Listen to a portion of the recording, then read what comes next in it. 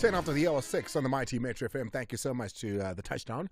They do it again tomorrow between 3 and 6. The Springboks, the Bokke, they've painted the country green. It's that time of the year, every 4 years, where people that don't even care about rugby wear their green on Fridays. They support this team because everyone loves a winner. And the Springboks are one thing. They are winners. That's one thing you can paint on them. Today, we focus on the Rugby World Cup. We paint the picture around the Springboks, their chances at this Rugby World Cup. They face a grueling match next. They face the world's #1 team in Ireland. Ireland have done fantastically well in the same group as what South Africa find themselves in. That is Pool B. They've collected the full house, 10 points, which is 4, which they've won. And, of course, are the 2 bonus points for every match they've played thus far. They have not been kind everywhere they've been. When you look at how many they've scored in terms of those tries, they sit with a positive point count of 117 compared to our 91. And, of course, Peter de Villiers said it. If we win all our matches, it doesn't matter about the bonus points. We just need to win all our matches. We've got 1 bonus point so far. We couldn't get one against Scotland, of course. A tougher competitor is what Scotland is. Today, we focus on the Rugby World Cup. We focus on the Springboks. Let's go into it. There's a lot of things to talk about now. We need to look at the game that we just played against Romania now. Tell me what good that did. What did that do that we felt was so good? I mean, we played a completely different team. We didn't play in the style and in the manner that we're going to be playing when we're playing Ireland. If that was a practice run for that Irish team, what did it do for us? We're not going to see a lot of those players run out in the first 15, that's for sure. Talk to me. You wanted to talk rugby? It's Rugby Day. I'm going to be bringing on Ashfak Mohammed, rugby journalist and IOL reporter. We're going to be speaking to rugby commentator as well. Rampantwana is what they call him, Renier, Swart. As we look forward to all things Springboks. It's 12 after the hour 6. Welcome to it. Give me a call, 086 000 2160. WhatsApp on 060 552 7303. There is a lot of football today. I'll keep you up to date with that tomorrow, because you got... what do you have? You have Champions League football. That's the one. You have Champions League football. So we're looking forward to some Champions League football here. But also locally, Cape Town Spurs, they're going to be hoping to get their first win against Lamontville Golden Arrows, who are flying high in the DStv Premiership. But what can Maputi Kenyeza do on his own? Richards Bay got their first taste of a victory over the weekend. They take on Chipa United. Stellenbosch play a wounded Morocco Swallows after being beaten by Richards Bay. And then the Champions League, Feyenoord taking on Celtic, Lazio and Atletico Madrid. You got AC Milan playing Newcastle United, Paris Saint-Germain playing Borussia Dortmund. You've also got Young Boys and RB Leipzig. Manchester City take on Kreveza Zvezda of Rush, and you've also got Barcelona take on Royal Antwerp. You've got Shakhtar Donetsk that take on FC Porto. Those are the matches you can look forward to. There's a lot going on today, but we're focusing on the rugby. You said you love it. You want to hear more about it. You want to give your comments on it. Please start now. I want to hear your voice notes. Send them through on 060 552 7303. Let's take a break. Timmy, he says I sound like I just woke up. Timmy Udlalangam, yes. Nina, esekhaya la kimi nje wonke umuntu uyazehlela. It's 16 after the hour 6. Welcome to it. It's all focused on the Rugby World Cup. What a fantastic showpiece that France has put on so far. But we're going to be putting a close eye on the game that's coming. It's going to be a big one in Ireland and South Africa. In order to do that, please allow me to bring in Renier Swart Rampotwana alongside Ashfak Mohammed, who is a rugby journalist and IOL reporter, rugby commentator first up. Renier, it's not the first time we talk to you. It's always a pleasure. And welcome to the show.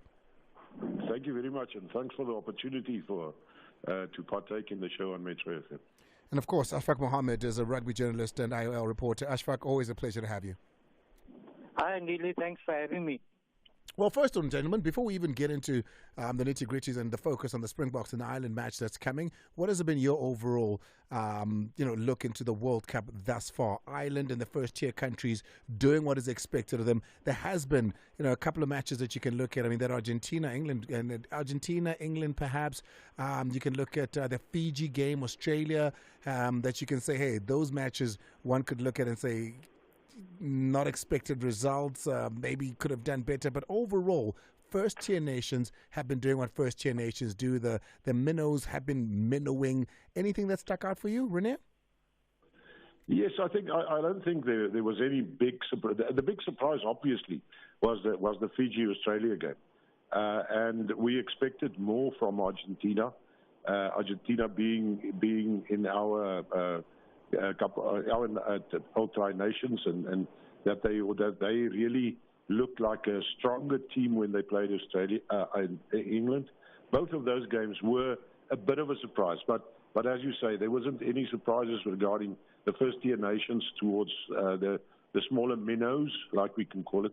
I always say in games like that, and the game of like South Africa and Romania this weekend, that we took it as an opportunity to not only see it as a test match, but to also see it as a training match, to try out different positions, to try out different plans that we had.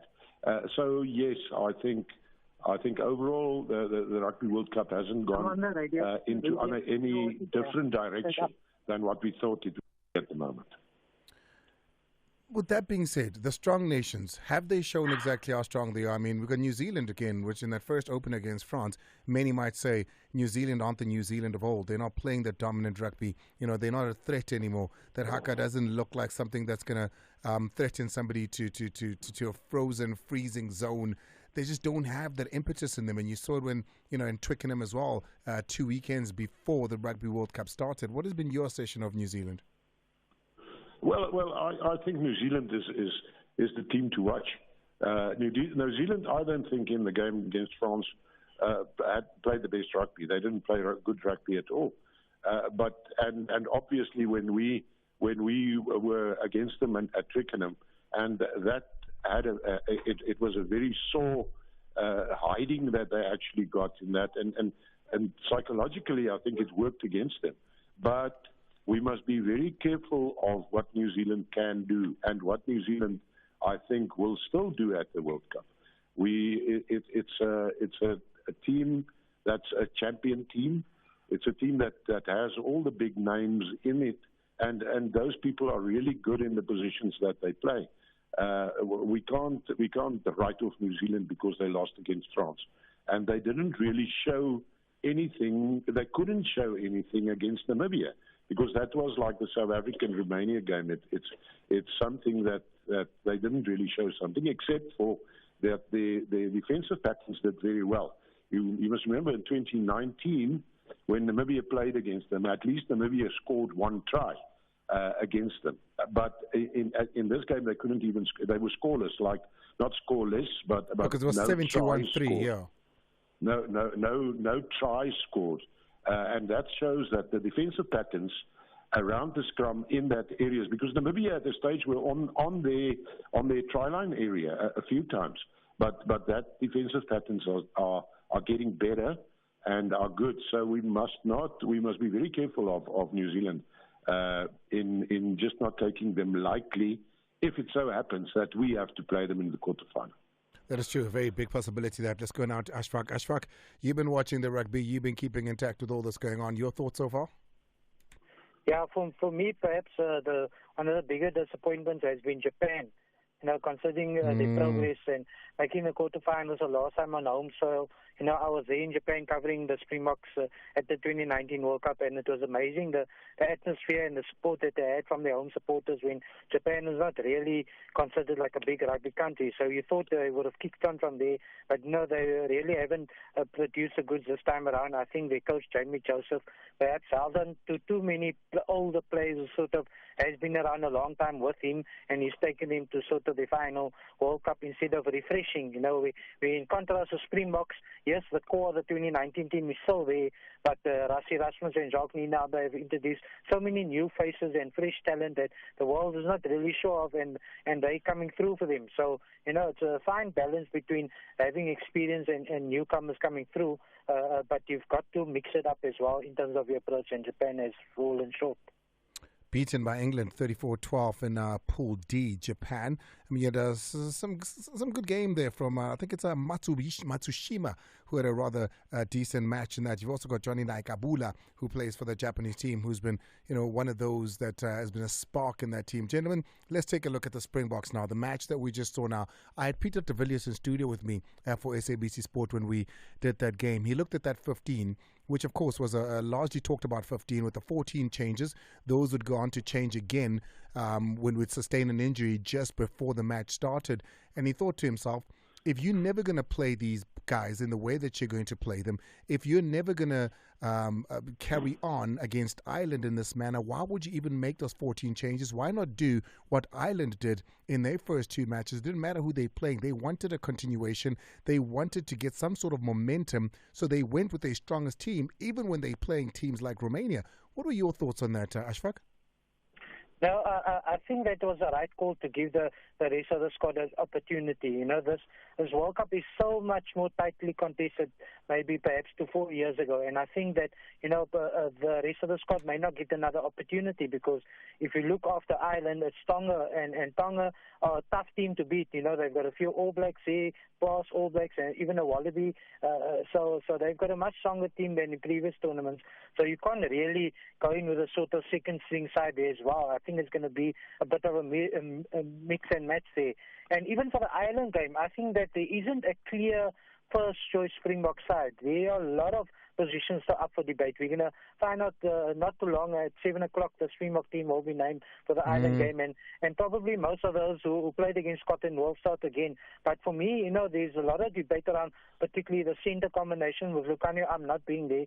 Is a better pair perhaps under Esterhuizen and Kane Moody, or do you stick with the experience of Damien Lealeni and Jesse Kriel? Perhaps one of each as well could start. Fullback is another big talking point. Damien Willems played well against Scotland. Willie Leroux's experience. You could even look at someone like Mani Lebok once Andre Pollard is now fully on board. Do you then perhaps pick Mani Lebok, who has played fullback in previous years at provincial level? Could he perhaps spark the attack from the back, and you have Pollard at fly-off, you know, for the goal kicking? So there's so many options within the Springbok squad. And number 8 as well, Dwayne van Meulen didn't start against Scotland. Is he better than Jasper Visser? I would think so, but Jasper also did very well against Scotland. So, you know, I think it's important to give everybody sort of equal game time in the first 2 games. Now everybody's got that. Now you can go ahead and really pick sort of horses or courses. Kane Moody reminds me of us in 2007. You know, we had a young player, 19 years old, I think, at the time, Steyn, who was part of that team, and we went on to win it with a young player. He goes into this tournament as one of the best young players to watch in world rugby. A lot of people watching after him. After what happened in Twickenham, even more so. But I must be honest, watching that game on Sunday, watching Kane Moody, who had one of the best backups, you know, that you can think of. He had everything covered for him. I wonder, did he show up in the way that says, I want to see him again against Ireland, I want to see him again against Tonga? Or is he going to have to wait for a game where we can afford to play or take a chance? Renier, Moody, did he show up for you? Yeah, I don't think he really got the chances. He did the job that he had to do, because he was really in midfield, in defence. He was very good, and I think he didn't get try scoring opportunity, but in a game like this, I don't think that was his primary task. The wings and the other guys who scored had to do that. But if you could look at his defence that he had on Sunday, and the defensive play that he had with Esterhuizen, I think they were called, like we said in commentary, they were like a roadblock in midfield. They were quite good, and I expect still a lot from a young boy like Moody in the position of wing, or even in the centre position. But I just want to add on a small little thing with regards to the team and the team selection and all this. And I totally agree that it was good that we had the 14 changes, and that we give all the players an opportunity to play. What we can say, and I think there's a lot of people thinking the same as I, the 33 players that went to the World Cup, that were selected for the World Cup, are players who were selected on form. They were, like we say in Setswana, they were selected kabokoni baboni, on the form that they had. And I regard the 33 players that were selected, and I think the view of Rassie and Jacques is exactly the same. There's no A side and B side. It's the selection of the best players in South Africa in those positions that went to the World Cup. Yes, we will always see something from Rassie and Jacques up their sleeve. There will always be some kind of surprise, and that most of the times work. So yeah, sometimes I just wonder though, why not just? We've got a way that we play our rugby. We've got a South African Bok way of rugby. Sometimes I wonder about the innovations that come and go. You know, is it a little too much at times? Should we just keep it simple? Do what the Boks do best. You know, It depends on it. It's again like you said. It's horses for courses. It's for every match. There's a different strategy type of thing. We can't go and play the old South African rugby of forcing it in the front and trying to get tries from the back line. Yes, we still do that, but there's a mix-up. There's a little bit of a mix of renewal in what happened in 2019 and what happened this past, we can put it as 4 years after the World Cup. So I don't think that we will go back to the old traditional way of rugby in South Africa under the leadership of Jacques, Minaber and Rassie. There will always be something up their sleeve. And I hear you, Ashfak, in terms of how good we were defensively, etc. But I look at the opposition we're playing as well. Is it really a thing to measure? You look at the rucks, you look at the mauls, you look at the penalties given away. I mean, I think they gave away close to 20 penalties. You know, when you're playing even a half-cooked Springboks, that's going to give you a huge scoreline. That's the difference. You look at every ruck they went into, and then you look at their defensive composition as well and how they stood defensively as compared to how we scored our tries. They were not there at all. Is this a match that we can measure our good or our brilliance over? I don't think so. No, it was just a case of them getting through that. You know, it was a box-ticking exercise. They have to play the opposition in front of them. Romania wasn't great. So, you know, job done, 76 points to 0. I don't think we can ask for much more than that. They got their tries. They got a bonus point early. No injuries in the match. Just Vincent Koch in the warm-up. Unfortunately, hopefully he'll be fine. But, you know, you've just got to get on with it, you know, and that's what they did. Now the big one is on Saturday against Ireland, and I think they are well prepared for it. They've given everybody opportunities throughout the year, so it won't be a train smash if you now get another injury, say, in the warm-up like we had now. Tebe Nakami just stepped in and he was excellent. Particularly in the scrums against Romania. So, you know, there is no concerns around that. It's just about being innovative. And Andile, I must say, I'm not going to be harsh on you, but I disagree with you about going back to old style Springbok rugby. This is not old style. This is 2023 modern Springbok rugby. Siya Kolisi at the helm, Kane and Moody coming through, Makazole Mapipiso showing his magic out wide, Mani Lebok running the show at fly-off, and that's what we want to see. It's exciting. Let's get on with it.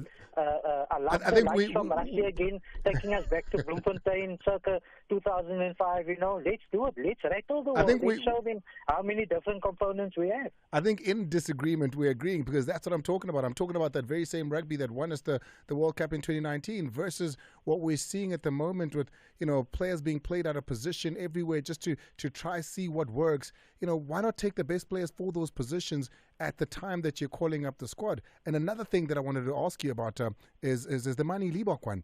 He's obviously struggling, right? I mean, we saw it in that first match, even against New Zealand, and then prior to this match, there were questions about his kicking. It wasn't great. In a match such as this one, do you not throw him in there so he can get that knocked out, so that he can kick and kick and kick until he gets that knockout and he gets that momentum going?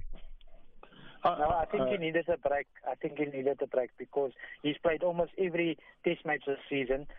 Romania is a chance to let him have a breather, give others opportunity. It was important for Damien Williams to also get game time at fly-off, just in case of injuries or any other situation. So that was important. Mani can kick. He's shown it to the Stormers. I'm actually just sitting at Cape Town Stadium now with the Stormers season launch, so I'm going to have a word with John Dobson about it as well. But, you know, Mani can do it. He did it against the All Blacks at Twickenham, 5 out of 5, no problems, you know. Sometimes things can go wrong with the kicker, and that is why I'm not too upset that Andile has been called back. You know, just sort of an insurance policy like a Monestain was during the Lion series, you know, just in case if anything goes wrong. But Mani Libbok is definitely the first choice fly-off, and that must be the case for the rest of the World Cup. Renier, you agree?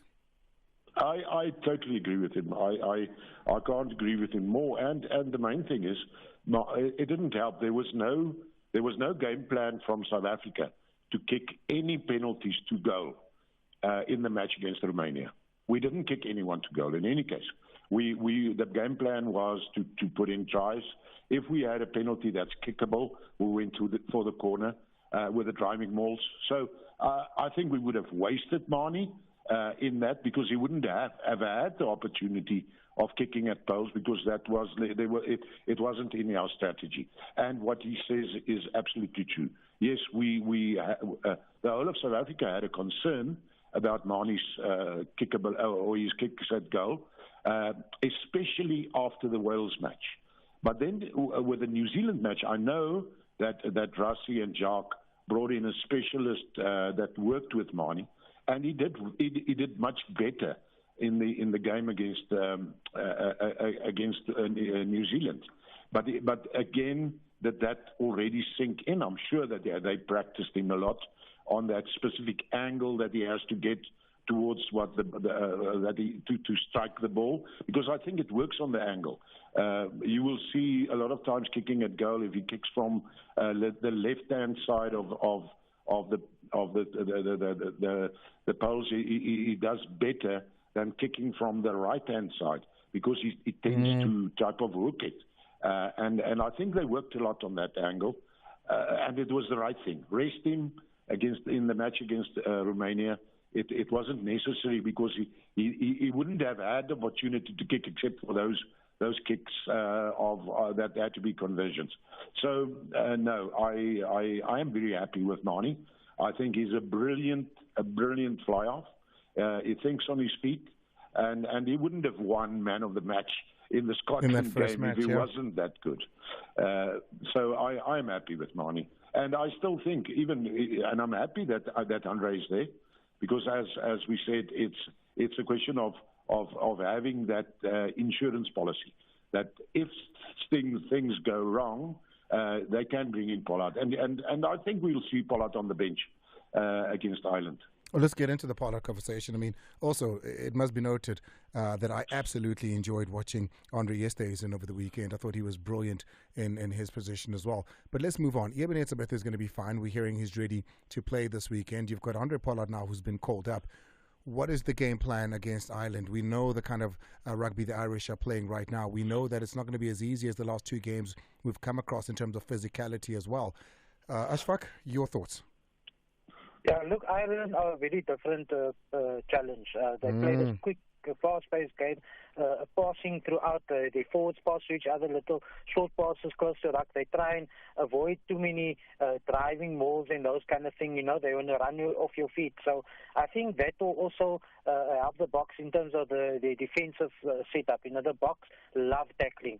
If they can make the contact with their shoulders in the rib cage of these ball carriers, they love nothing more than that. And then you have a Steven Kitshoff over the top, or Dwayne van Meulen, or Dion Fourie later on, and Siya Kolisi trying to create turnovers on the ground. So, in terms of stopping the momentum, that's going to be first port of call for the Boks. And then not being shy to play themselves, Like you said, the old traditional Boks style will be box kicks, look for liners, drive from liners, look for scrum penalties. Yes, all those elements must still remain there, but that mustn't be the only way that they're going to take an Ireland. We've got the Mani Libbok, we've got the Kainan Moody, we've got Chesin-Kolbe, Makazole Mbapi, Bikirli Arons, so the list goes on. All these guys are capable of scoring tries. So get them into the game. Strike early. Don't wait until the 20th minute and then you're going to have a go. Even if it's on first minute, second minute, have a go. Just take them out of the comfort zone, because if you're just going to kick box kicks, they expect that, dealing with driving mauls, they expect that. Give him something that is unusual. Running from your own 22 in the first minute. You're not going to lose the game if you give away a try there. You can always get back into it. But just sort of take them out of their comfort zone for me, because Ireland are a well-drilled team. They know exactly what they want to do, and they are very good at it. So you've got to take them, off their game. There's been, and Rassie Erasmus has been speaking a lot, obviously, leading up to this game.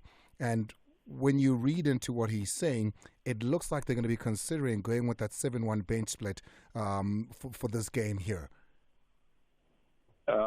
It is a possibility, but I don't think it's going to be a 7-1 bench. I think for this game, it would rather be a 6-2 type of thing. Because of Pollard. Pollard is going to be there. And you need a scrum half as well.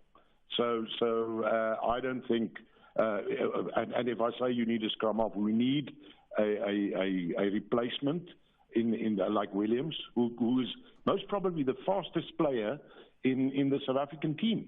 And if he can get into the back line to go either scrum half or wing, if there's any injuries in the back line, I think he's a proper replacement. And Pollard's going to be there. There's no other thing. But so I think there's going to be a 6-2 type of combination rather than a 7-1. He tried the 7-1 and it worked very well against the All Blacks because he had the likes of Kwagga Smith, who is also quite fast, and he plays good rugby in the position wherever they put him.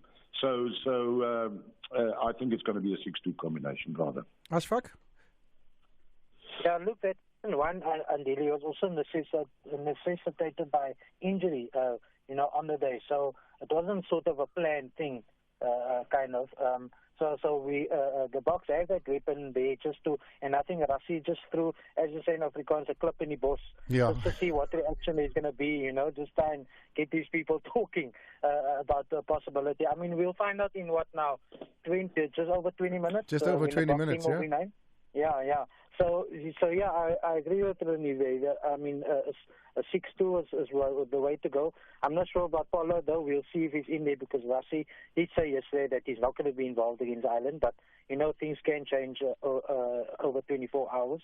So we'll see about that. But there's enough versatility in that back line. Guys like Damien Willems can play multiple positions. Manie Libbok, even himself.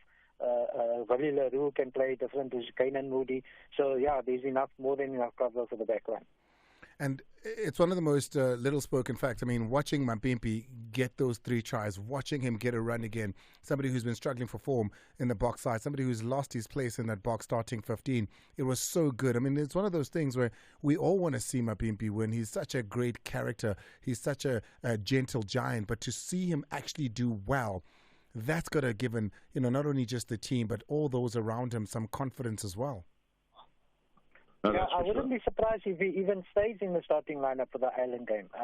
Thirdly, Arendse has been outstanding for me over the last year or so. So, I think he should be there. But, I mean, the experience of Mapimpi is so invaluable. He did the job 4 years ago. He's such a trusted try scorer. He knows how to handle the pressure. So I wouldn't mind actually still seeing him against Ireland. He's just such a competitor, proper team man, professional, still got the knack of scoring tries. He's at the right line. He just, works it out and positions himself well on the field. So, still great value in Mapimps. And the fact that his work rate at the Romanian game actually made him put his hand up quite, although it's the Romanian game. But how many times did he pitch up on the other wing side where he played? I mean, that shows the commitment to get tries from the wing position. And that's quite important. And he's definitely back in the game, if we can put it that way. But I agree with you. How do you keep Kurtley Arendse out of the team? It's a bit of a catch-22 situation. Both of them are A-side players and good players. Going to be taking your calls on 086 000 2160, WhatsApp on 060 552 7303. I've got Renier as well as Ashfak on the line. Let's go for it. What it is that you want to, whatever it is that you want to talk about, whatever it is that you want to ask, comment on with the Springbok Ireland game coming, or maybe even look back to the Romania game. Let's go for it. Now is your chance. Take a quick break. When we're back, we're with you. 1843, if you're just joining us, we have a brain trust of rugby in the building today. Rugby commentator Renier Swart, as well as Ashfak Mohammed, rugby journalist and IOL reporter, a man that is doing rugby and working rugby as we speak. Hey, if you don't know who Renier is, have a listen to this. This is the amazing commentary of Renier. Malcolm Marx o fitile gape 5 de Klerk hy fire en Pieter Stef du Toit Bakgormetsa Pieter Stef du Toit try en kai Afrika Bor Kano yan ka ya Afrika Borwa en edusa tot en edusa Moritz. Yeah, no, I know you're confused right now. You're saying, hey, but his name is Renier Swart, and that was Tswana commentary. What's going on here? Well, that's just what it is, isn't it? It's the diversity of this beautiful country we call South Africa. Thank you so much for that one there. Really appreciate it. And I think that was England Springbok commentary back in 2019 in the final, if I'm not mistaken. Let's go to some of your voice notes so that the guys can perhaps help answer some of the questions that you've got. Starting off, who do we have, Marco? Call us on 0860 00 2160. Andile, la parala, chimima the busy corner of Mate, Pema, Chimaro? Fana rugby, or Wallaga a winning team. Nondota one of the function a bill, because it is a winning team. La paralaga, Haringhama Param, Jaring Harimbia, Andile Ncube. Ah, get away and I'm Fana Sakai. Just a shark, Melody. Just a shark. Jimmy Mago, the busy corner of Mate, Dango. Oh, and on that, and it was easy to say this going into the World Cup that we're one of the favorites. But Ashfak, right now, having seen 2 games or so in the different pools, are the Springbok the favorites? You think?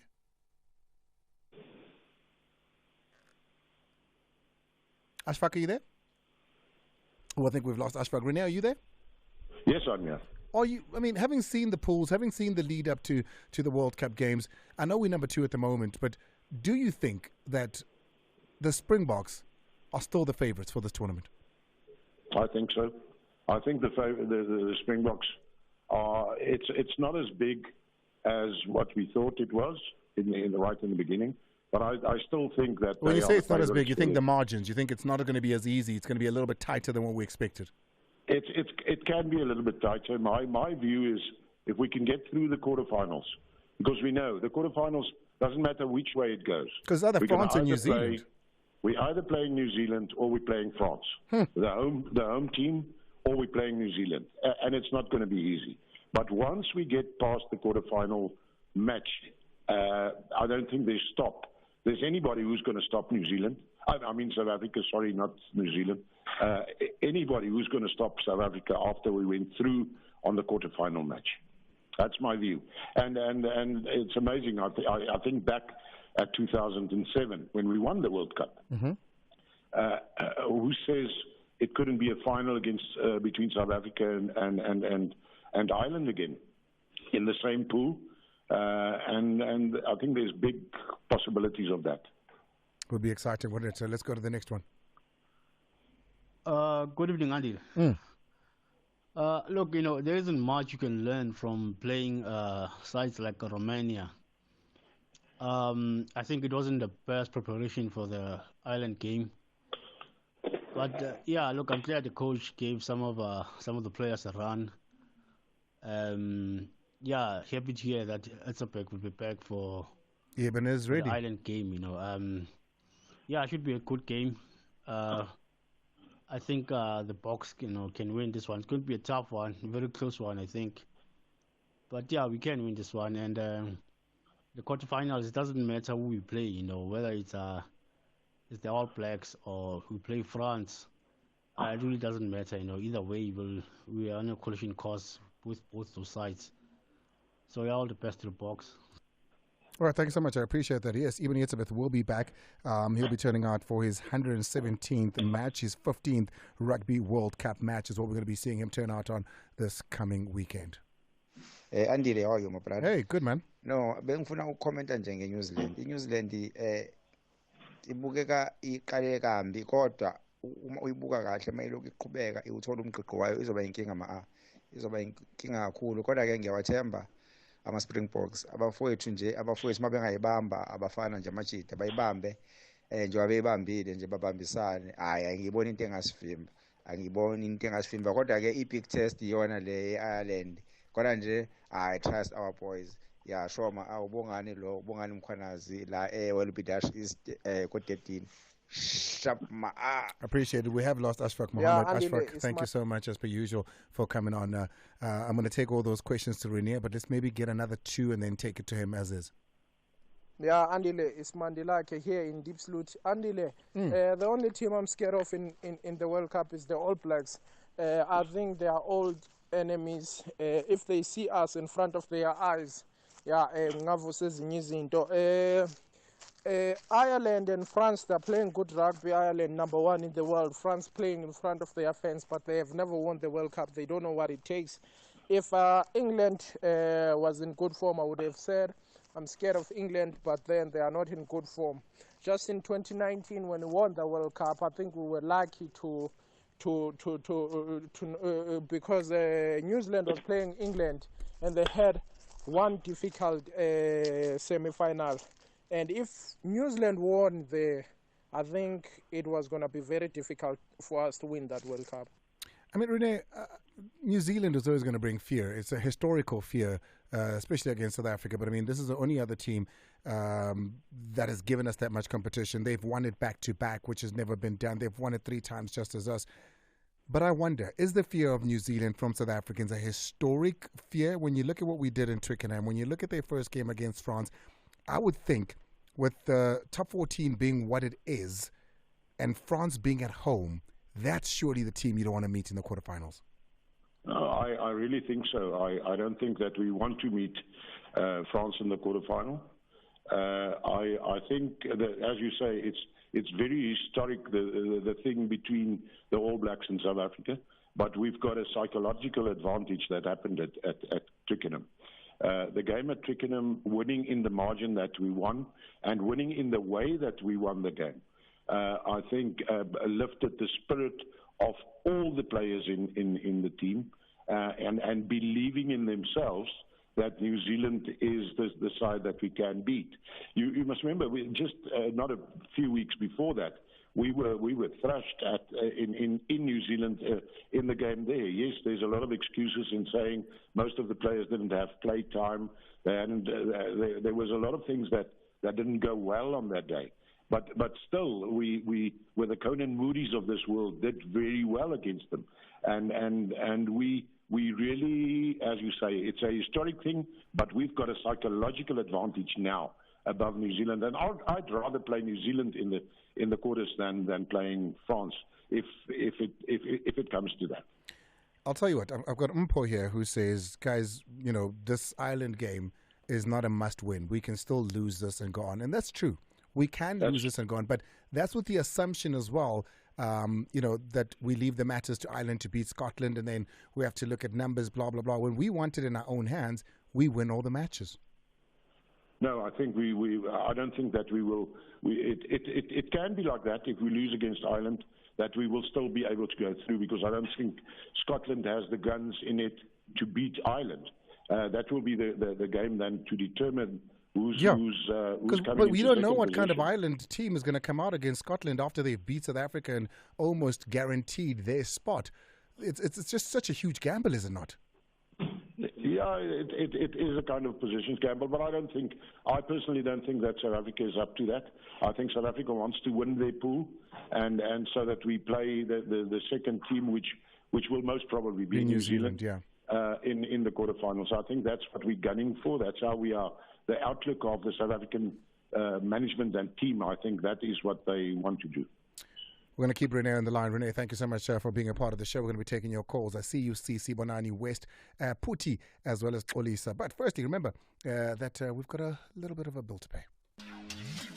Visit betway.co.za and never miss out on the non-stop action.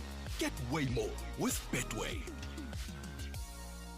The fight to be crowned Kings of Europe returns this week. There are some tasty fixtures in store with 6-time winners Bayern taking on Manchester United. The action continues for the rest of the week with Europa League ties to keep you going. Don't forget, Betway's Top Up Tuesdays, where you get extra just for topping up today. All this and more, only with Betway. Visit betway.co.za to bet on every unforgettable sporting moment. Get way more with Betway. It's chock-a-blocked as far as the calls are concerned, so let's go straight to it. Olisa is out in Joburg. Olisa. Good evening. How are you, sir? Yeah, no, man, I'm good. I've got Renier here. Go for it. Yes. I foresee a 6-2 combination, rather a 5-1. And the other thing that I must mention is the understanding between our fullback, Uvililero Makazole. Even though Uvililero at times, his ball handling was not as great as I wanted or as I wished, but maybe it was because it was a slipper and due to the rain that was happening there. I think we've got a great squad, and for the first time in the history of rugby, that I go into this Ireland game having so much confidence in everyone who can be selected to start the game. And the other thing, when I'm a call-up to Pollard has given me some rest, because I was a little bit worried by our fly half. I must tell you, I mean, there's something in that, Renier, because when you looked at the lineouts, it told you that the slippery of the ball in that first half contributed a lot to some of the mistakes that you were seeing. And yes, my fear now, when Brahma, was if that match was against Ireland, or let's say the All Blacks, we could have been punished several times there. But I understand it was raining. How big a role did that rain play, Renier? You don't want to play Ireland in the rain now. I don't think I think we're going to definitely look at the forecast. We don't want to play in the rain, and especially, but again, I'm sure that there's going to be training in this kind of weather, this rainy weather type of thing for the guys, to get more confidence in that they are, like we say in Setswana, they and that was a case, especially with Willie. I don't think Willie had a very good against Romania. He combined very well with Makazole, but at times he was dinaladimetsi under the high ball, which didn't do his image quite well, and that's why I don't really think that he'll be in the game against Ireland. Let's go. Yes, your question on the wet ball, the wet weather. I think some of our players, they already know how to play in the weather. It's going to be a total different a game plan when it starts raining in a game. If we have a game against in the island game, not like when we played Romania, we knew that we're going to win Romania. It just depends on how far, and we played. We didn't go to a different game plan in the game because it's raining. We just continued on our normal game plan that we went there with in the day, and it had an influence on our performance, definitely. Let's go to Bonani. Bonani's in Cape Town. Bonani.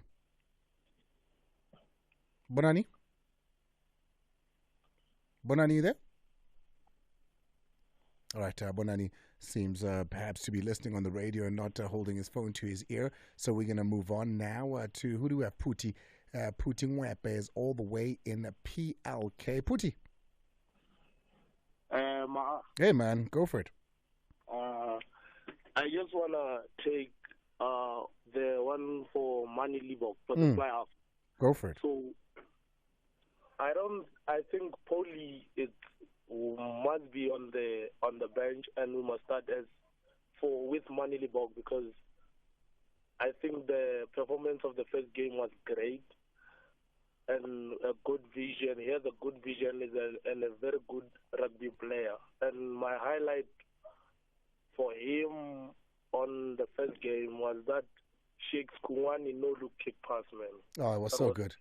I love you infusing football and rugby together there. I've got the starting 15. They have released it. I'll read it out to you now because it is currently up. I've just retweeted it, so go to my Twitter. You'll see it.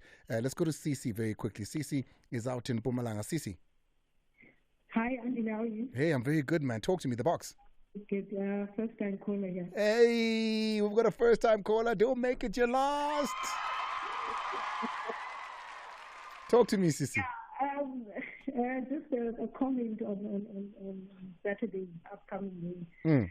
In order for the Springboks to actually win that match, I think they need to do a couple of things. Number one, their discipline has to be like on point for the day. They can't afford to let any defensive slip, because Ireland has this uncanny ability to find the tiniest of gaps. So if they're able to close their number 9 and 10 channel, their number 11, their number 12 and 13 channel, because it's where they tend to attack. So players like Bandiaki, you don't want them running amok in that field.